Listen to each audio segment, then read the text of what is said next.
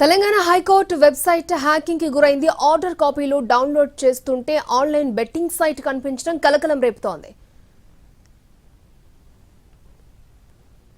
PDF files కి బదులు బీడీజీ slot అనే బెట్టింగ్ సైట్ తెరుచుకుంటోంది. ఈ విషయంపై హైకోర్టు రిజిస్ట్రార్ పోలీసులకు ఫిర్యాదు చేశారు.